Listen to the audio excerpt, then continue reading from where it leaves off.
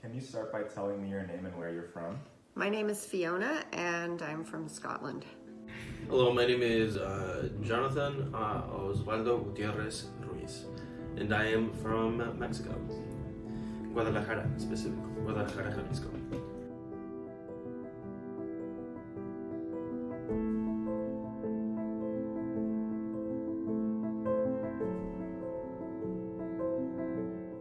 Sheena and her family moved to America when she was only 9 years old, and while she was quite young, she still had big expectations for her new life.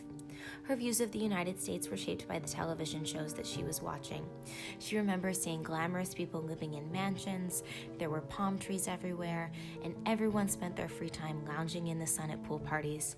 Sheena recalls thinking that this is exactly what her new life in America would entail, only to find herself greeted by a foot of snow when she stepped off the plane in Peoria, Illinois, in the dead of winter.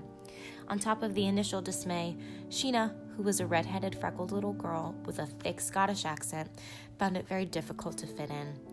She often cried after school and dreamed of moving back home to her beloved Scotland. Jonathan, who was 8 years old when he moved to the United States, faced similar difficulties. When I got to the US, I didn't speak English. So that was pretty weird. I think it was pretty weird to first get here and just feel the culture shock of, not really being able to communicate with anyone around you.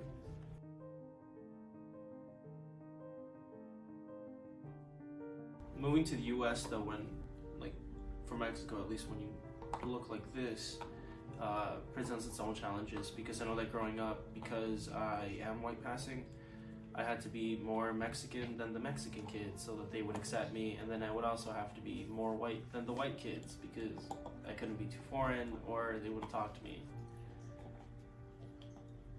Fiona, on the other hand, who was only 4 when she came to America, had a significantly different experience from Jonathan and even from her sister Sheena.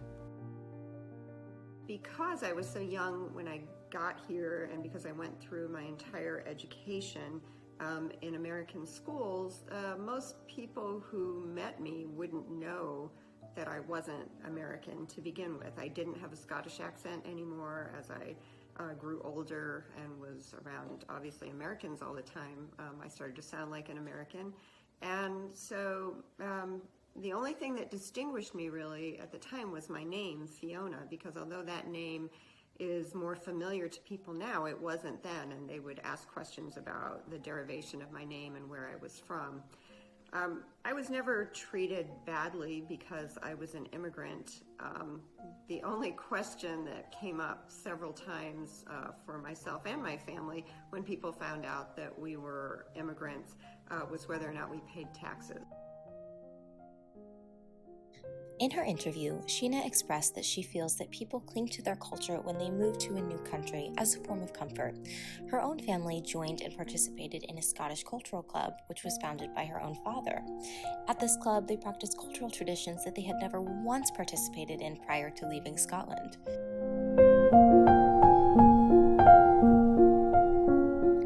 While it's assumed that Americans take the biggest issue with immigrants, quote-unquote, stealing jobs, it seems that what people are really concerned about is whether or not immigrants are assimilating into American culture.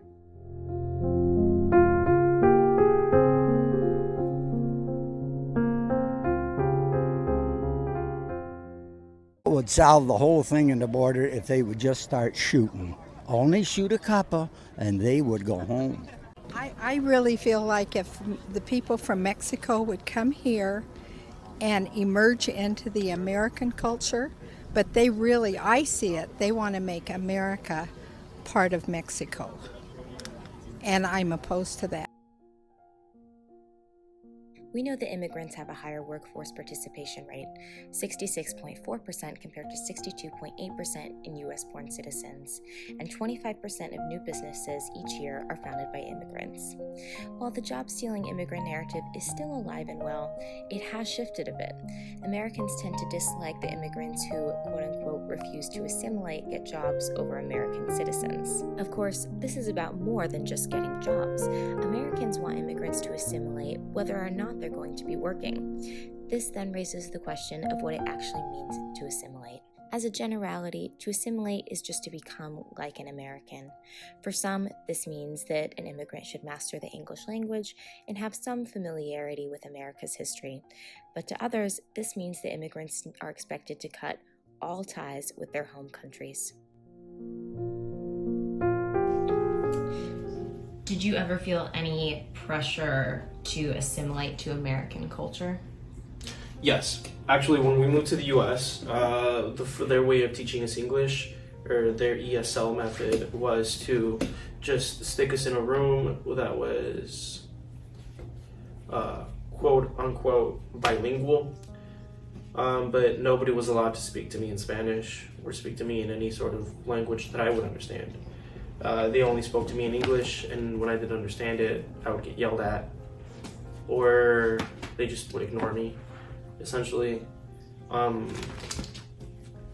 As far as the ESL goes, we were just put into this like small room where a teacher would try to teach us English and everything, but she never spoke to us in Spanish, so it was just pretty much pick up what you can and try to do it quick.